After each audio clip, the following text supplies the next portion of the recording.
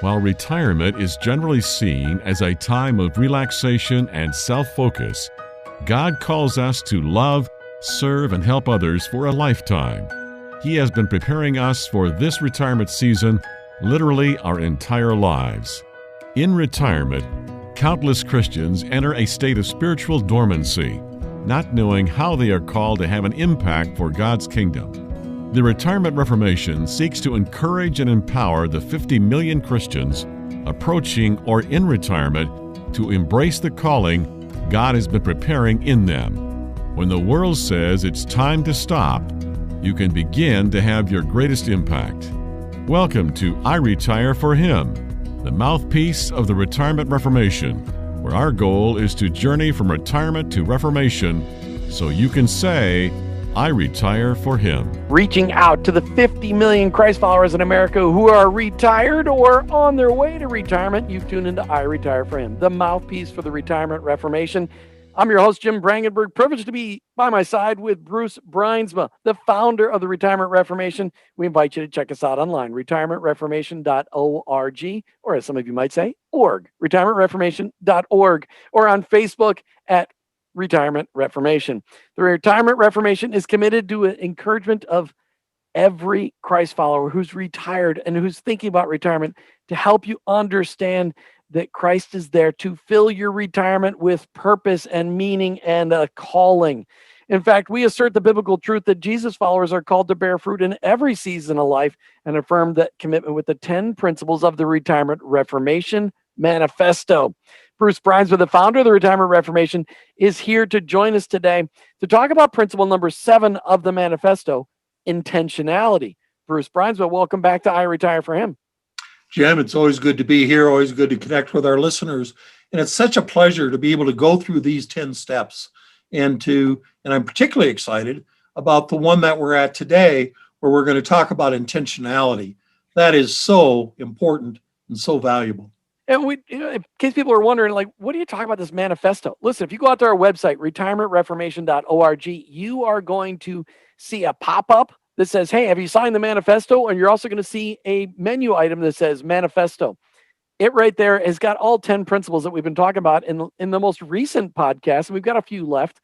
And we encourage you to sign it. Millions of people have signed this and millions more will sign this. We encourage you to be some of the millions that have made the commitment to finding purpose, meaning, and your calling in retirement. Sign the Retirement Reformation Manifesto. I might have exaggerated. Jim, if I can interrupt. You can, it's your show. What we've just talked about and what you have just challenged our listeners to is to be intentional, to make a decision, to take an act of going to retirementreformation.org, for example. And we know that once begun is half done. And so as we think about the manifesto and bringing meaning and purpose to life, that first decision of, right now I'm sitting in a bunch of nothing, and I'm going to change that. I believe that God's got something for me, and I'm going to take a step to do that. And that first step may very well be the reading of the Retirement Reformation Manifesto. Let's talk about intentionality. All right. Well, it reads here in the manifesto, intentionality. We recognize that our calling ends at death, not retirement. Man, that's a big point. Our calling ends at death, not retirement. Our entire lives are designed for a purpose. We can continue to grow spiritually and emotionally. This allows God to redeem our past mistakes, revitalize broken relationships, and strengthen our commitment to our unique calling. We will follow His purpose, bear fruit, and experience the joy of being a disciple of Jesus. That's intentionality, Bruce. Talk to me about when you say that our calling ends at death, not retirement. You're lighting a fire there, because a lot of people enter retirement going, I'm done. Check it out. Peace out, buddy. I don't want any more of this.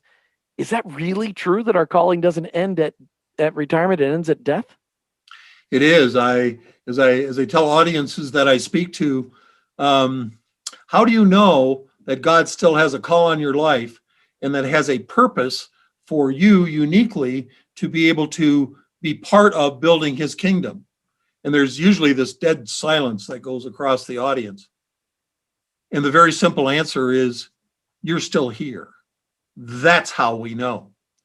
Because as you read his word doesn't say, I've got a call on your life and it stops at 65, and after that, it's all about you. No, it is, we are called to be a Christ follower, and when we make that intentional decision, isn't that interesting? Let me just pause there a minute. How do you become a Christian anyway? You got to make a decision. You've got to be intentional. I accept Christ as my personal Savior. I am a sinful human being, and through his grace, he has saved me. And now the role of my life is to live for him. Wow. I think that's kind of intentional. And so what we do, and the reason why this is in the manifesto, is that we lose sight of that intentional decision that we made and the implications of that decision. When I decided to go to Ohio State University, I didn't decide to go there for a month or a week or a year. I decided to go there and graduate. That was my commitment. Now, when I become a Christ follower, we are called to, and through the power of the Holy Spirit in our lives, we are given the power and the energy and the desire to get out of bed in the morning and to have that life reflect him until we die. Now, one of the things that's challenged because of what's happened in our world, I've just been reading in Genesis as I start reading through the Bible again this year, and we look at the longevity that was there. You got Methuselah at 969. You got all those guys that lived for 100 years, and then there's a little piece where it says, and God said that 120 is really the right period of time. Well, we have been on a journey ever since then to get to that 120. When I was growing up, hey, when did you die? Well, when you're 65 or 67 or maybe 70, so retirement planning wasn't too tough. Now we've got a 30-year period. And so that's why this issue of until we die has become so much more important, so much more challenging, and we need to be so much more intentional about what we do. So why do you think the lie has been perpetuated on, let's just focus on the United States retirees, that your calling ends at retirement instead of death? Why do you think the enemy has wanted to take out this generation of retirees? Well, first of all, I think it's kind of like the frog in the kettle. I don't think there was a big event. I don't think there was a CNN special. I don't think there was a Fox investigation. I don't think there was any of those things.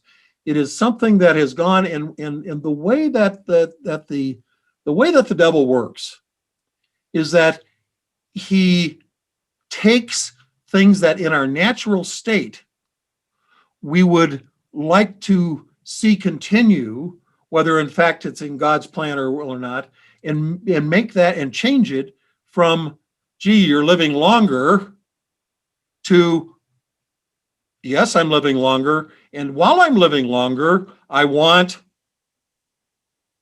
pick all the things that happen. It's just so absolutely insidious. Matter of fact, listening to the interview we did with Gary Hogue will help do that. But are the additional 30 years that we have now is such an opportunity, but opportunity is lost if you're not intentional. When I do sales training, I talk to people and they say, what's the key to making a sale? Here's the answer: walking through your front door. If you don't walk through the front door, nothing else will happen. My grandfather's saying, once begun is half done. Intentionality of what it is that I'm going to do. I can decide whether I'm going to focus on me or I'm going to focus on you.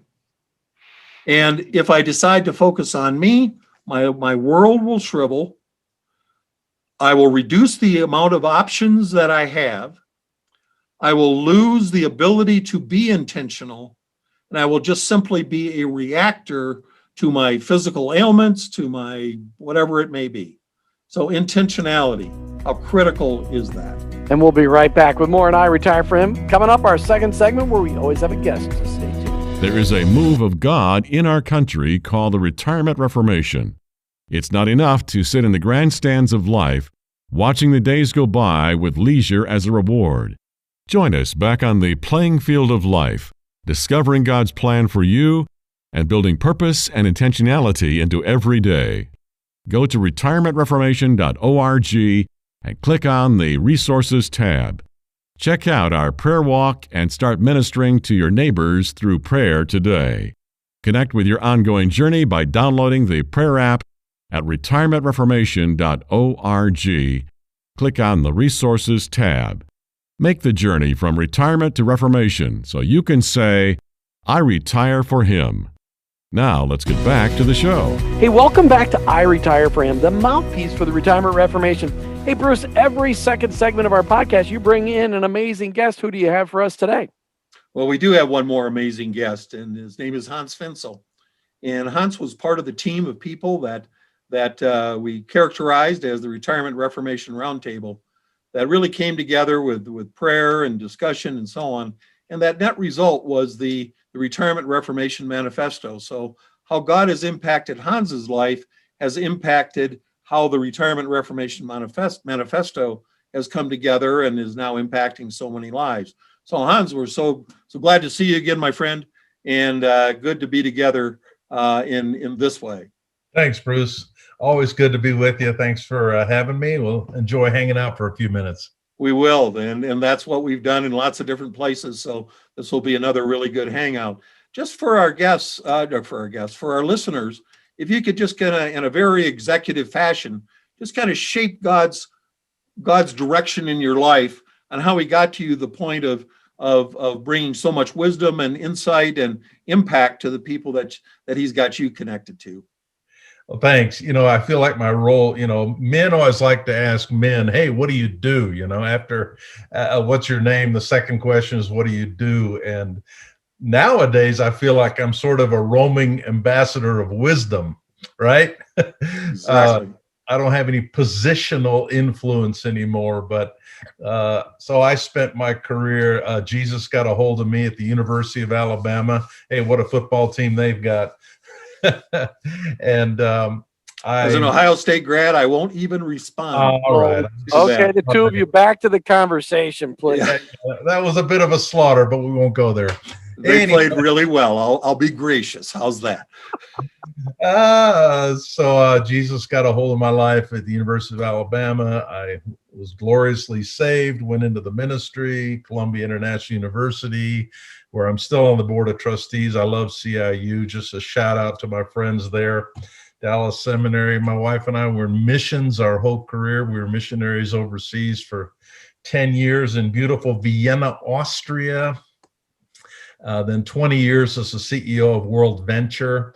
And then right about the time I turned 60, God kind of told me to leave my position of influence, which was a very hard decision for me because I call all the P's, maybe all the wrong reasons to stay in a position. And Bruce, I'm seeing a lot of this now. Older men and women who probably need to let go and move on, but they're afraid. Paralyzed by fear for all the wrong reasons. I call it, you start with the right reasons, but 20 years later, and when you're around 60, all of a sudden it's position, prestige, power, paycheck, perks, all these things that are hard to give up.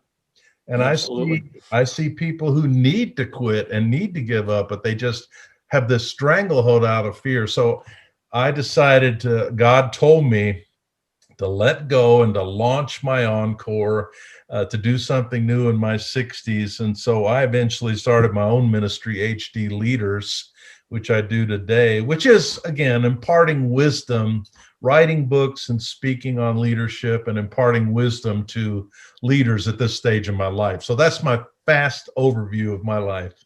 Yeah, well, we know that the way that each one of us learns is either through our own mistakes or learning from someone else. And the real wise man, the real wise woman learns from others' mistakes because the personal ones are so darn painful. They are. One of the things that that I think plays off from, and I'd like to have you speak into, is that when you're ready to transition from one stage of life or from one position or one set of circumstances to another, that transition period is often a struggle, and that we know that so many people, when we ask them, what are you going to do in retirement, just that simple question, they come up with the astounding answer of nothing. And I know that you can speak into the power of meaning and the power of purpose and the energy that comes of being able to look ahead rather than seeing what's behind. Yeah, I'm at the stage of my life where I know there's a lot more in my rearview mirror than is out my windshield, and it is kind of sobering. But I think that there is a huge encore possibility for what I call it's boomers. We're really talking about baby boomers who are at the stage in life where they need to let go and move on and do it, but not just go play golf and hang out on the beach. Not that I'm against that, but I believe that's not fulfilling and satisfying for most of us, just recreation. So there's a tremendous opportunity for meaning and purpose later in life. And it's the boomers we're really talking to. And so what I did when God was touching my heart to change, I had this idea of surrounding myself with a few of the people that know me the best. And that's a huge piece of advice. I call them my tag team: transition, assistance, and guidance.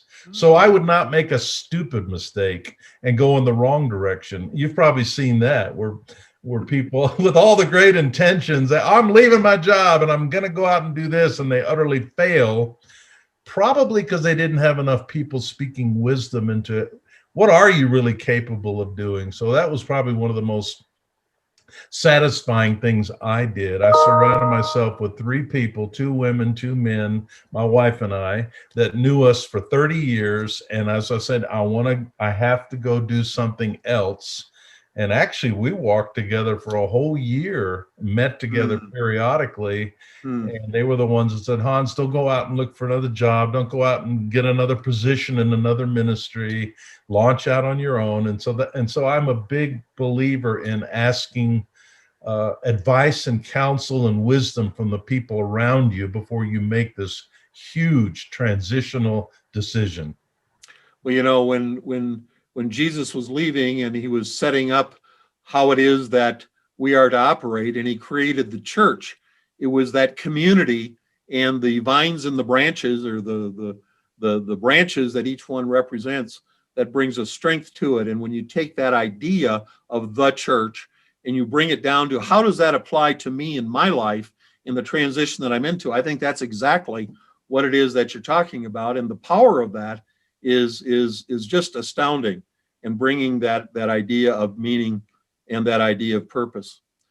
Have you found any, personal ways that you have found that really work well for you in terms of listening to what God is suggesting or opening doors for you for a next step? Anything in that arena that comes to you that you could share that would be helpful to our listeners? Yeah, a couple things. Journaling, number one. I journaled, and I am a journaler, and journaling is a wonderful way to reflect on what God is really doing and how he's speaking to you, and to get your thoughts on paper. So I'd say journaling. And I journaled through my whole transition, my big transition process. I don't know how many pages. It was almost a book. But journaling. Number 2, listen to your spouse. Spouses have tremendous wisdom, and I'm fortunate to have been married 45 years to a wonderful lady who has a lot of wisdom. So even though she has her own career, I consider this a joint decision. So be sure if you're married that it's a joint decision with your spouse. The third thing would be listen to the wisdom of your friends who are godly, spiritual people, either in your church or elsewhere. To listen in the presence of many counselors, there is wisdom. So that's probably the 3 tips that I would give. I think those are tips that are valuable. I know I know when I have fuzzy thoughts running around in my head and I'm kind of wondering and I'm not quite sure, and everybody knows that feeling, that when you take pen in hand and you start to write, God has a way of going down through your left or your right hand, whichever one it is, and those thoughts become much clearer because it forces you to do that. And let me say another value in that journal. You will doubt afterwards, right? When you make a big transition, you will. And a big change, there will be doubt. There will be failure. There will be mountains to climb and valleys to navigate. And I would go back to that journal and be reminded, God, you did tell me to do this, this, and this. And so it's almost like an anchor you can go back to reconfirm God's calling and direction. And of course, that's the reason why he gave us his word. So that in fact, when we are out of whack, we do have a place where we can go, where we can hear God's message to us. And I'm reminded, and I know when we put together the Retirement Reformation Manifesto, and we landed on John 15:16 as our foundation, that, where Jesus says, "You did not choose me, but I chose you, and I called you so that you might bear fruit that will last." And that's what you're talking about, and I think that's what you represent to all of us. There is fruit that is being grown up and is being reaped and being applied in people's lives. Jim, did you have a question? I do. Hans, I know, because we know each other personally, that you have spent a tremendous amount of time speaking into the upcoming generations. And you've not been afraid to speak into the next generations. You've not been afraid to partner the next generations. You're even partnering with somebody that isn't necessarily a Jesus follower yet.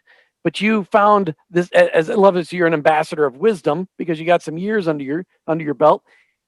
How necessary is what you're doing in speaking in the next generations? How necessary is that for all retirees to consider? It's huge. I'm a big fan of millennials, and I know some boomers hate millennials, but I would say my advice to you is they are the up and comers. They're going to take over for you, whether you like it or not. So I just made a decision that I would embrace the millennials and find the good in them. And it's so important. They are the generation that, and I wrote this book with a millennial called Millennial Boom and Patrick Kelly. And I learned that they really are hungry for our advice and mentoring and counsel if we don't have that arrogant attitude that we know everything and they know nothing. They can smell it a mile away if you're condemning. So my friend Patrick, long hair, beard, covered with tattoos, but he could tell I accepted him from the get-go. And if they know you accept them and believe they have value and something to give, they will listen, they will learn, they will accept you as a mentor. So yeah, I think the mentoring role for us is huge in the up and coming generation. Instead of just complaining about their lack of values, they don't show up to work, they're not disciplined, instead of complaining about what's wrong with them, let's work to help mentor and develop them into, what we'd like to see. Well, the intergenerational value that is being lost because there is not enough of that happening. And I think in our generation, in the baby boomer generation, to be able to not only learn from them, but to learn how to be able to connect is a critical teaching that there needs to be a lot more of. And perhaps in another podcast, you and I can address that particular issue. I'd love to do that. I would love to. I just made a friend. He's an African-American who is one of the leaders in a very large African-American denomination in America. And he and I became friends about a month ago. I met him when I was in Mexico on vacation. And he said, Hans, we can't attract the millennials to our churches. Our churches are dying because they're not coming. And I started mentoring and showing him some of the principles. You can attract them, but it's a big challenge. All denominations and church movements are facing this.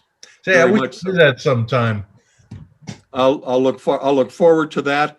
And also, I want to make sure that your book will be on our website. That was just a fascinating read for me. It helped expanded my conversation in my own head, as well as my actions and my attitude towards that. So Hans FINZEL, thank you for your brief words of wisdom.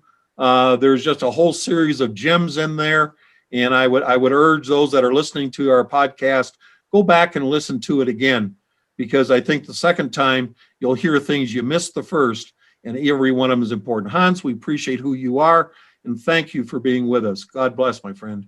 You are very welcome. And anybody who wants to reach out to me, just go to hansfinzel.com. Thanks for having me. hansfinzel.com. Yep. I would urge all of you who have a question that Hans can speak into, that you take him up on the offer. God bless. God bless you guys. And get a copy of Hans's book, Millennial Boom, out there on anywhere that fine books are sold. We'll be right back with more on iRetire4Him. Hang on. You've spent decades making financial plans for your retirement years. But have you done any life planning? God has a plan for your life, and it includes living out your faith in your retirement years with meaning, purpose, and intentionality. Go out to retirementreformation.org and click on our Resources tab. Download a copy of the book, Charting Your Course, and get started with life planning today. Simply download a copy of Charting Your Course at retirementreformation.org. Make the journey from retirement to reformation so you can say, I retire for Him. Now let's get back to the show. Hey, welcome back to iRetire4Him, the mouthpiece for the Retirement Reformation. Please check us out online. Retirementreformation.org, retirementreformation.org. We're talking about the Retirement Reformation Manifesto, principle number 7, which is intentionality. Bruce, we just spent a lot of time describing intentionality. And as you've experienced almost 15 typically retired years of your life, do you see God continue to work on you? I mean, is God still working on you even though you've been, quote unquote, retired age for 15 years, or is he done? You got everything fixed?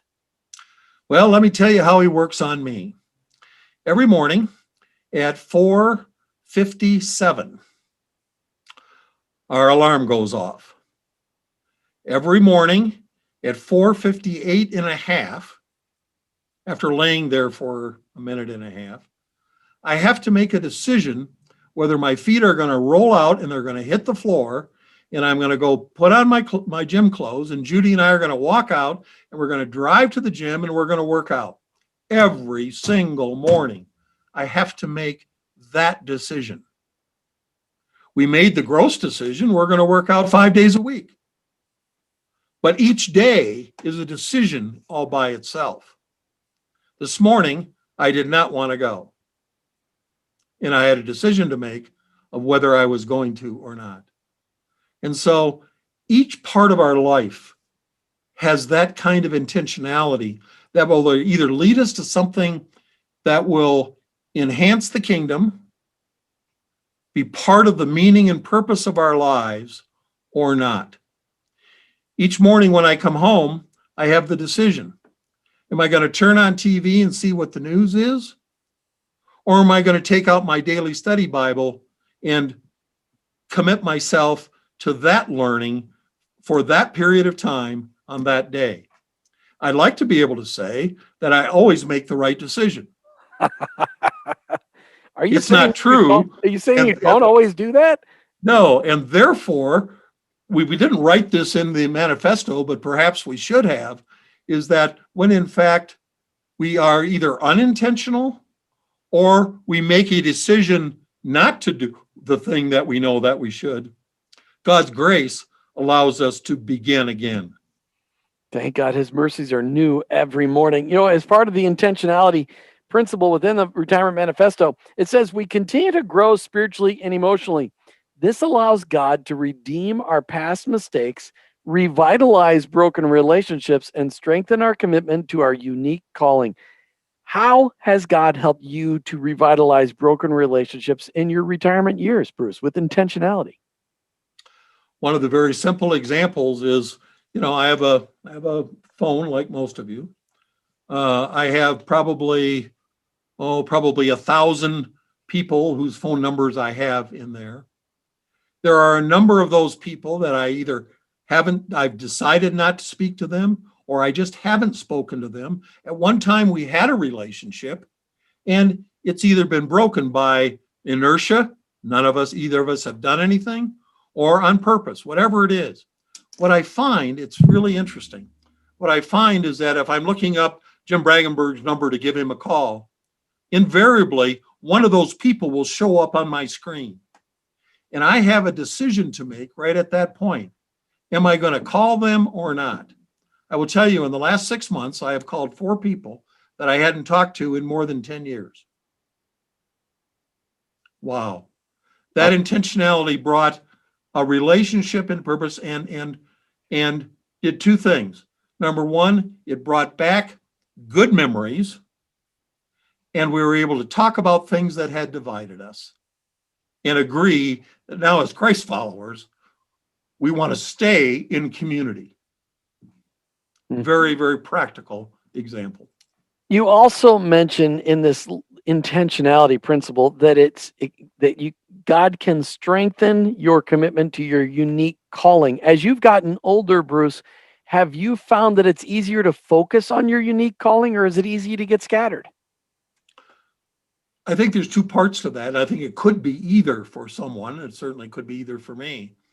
What has happened in my life is an intentional decision that, in fact, God does have a plan for me, and that my intentionality is to be able to determine and to listen to what that is and to take steps into it. But each piece to that is a decision, has intentionality as part of it. And so it can also work the other way, is that because of the time that we have, you can totally duck and not be in the conversation with God at all. It takes a decision, it takes intentionality, and then it takes perseverance. And perseverance is a key part of intentionality because it takes you to the next step. And we'll have an opportunity just to spend a few minutes and dig into that perseverance, but it's a critical part of intentionality.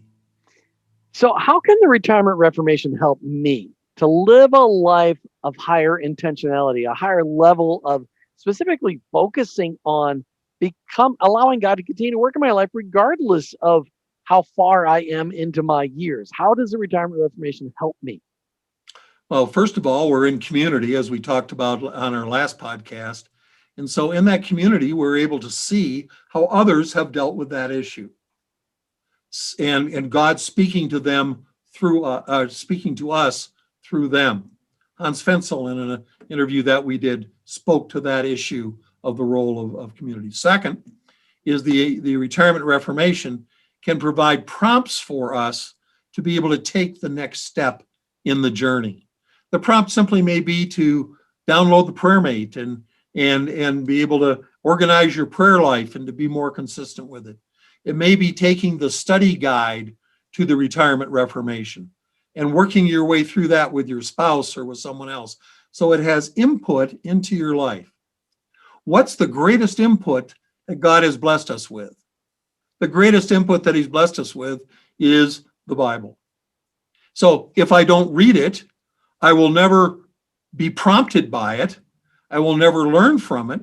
And I will never be able to see the decisions that I can make that he is prompting me there in his word. And so the Retirement Reformation, be able to come together in community, to have resources that challenge us, that remind us, that encourage us, that support us in having the inner strength to get out of bed in the morning, put your feet on the floor, and take the next step for him. Which is why everybody needs to go out and check us out online at retirementreformation.org. Bruce Bruinsma, thanks once again for a great show. God bless. You've been listening to iRetire4Him, the mouthpiece for the Retirement Reformation, with your host, Jim Brangenberg, and of course, the founder of the Retirement Reformation, Bruce Bruinsma. We're Christ followers journeying from retirement to reformation. So ultimately, we can begin our days and end our days by saying, I retire for him. Thanks for listening to I Retire for Him with your hosts Jim and Martha Brangenberg and Retirement Reformation founder Bruce Bruinsma. I Retire for Him is the mouthpiece of the Retirement Reformation. Most Christians tend to follow the world's pattern of rest and self-pampering during retirement. However, in your retirement, You can be focused on God's unique call to love, serve, and help others. This can be your best season of life if you take advantage of a life's worth of knowledge and experience and combine it with a greater freedom of time and money and invest it all in the generations both preceding and following you. The Retirement Reformation is encouraging Christians to find and follow God's call in all seasons and aspects of life, especially in retirement.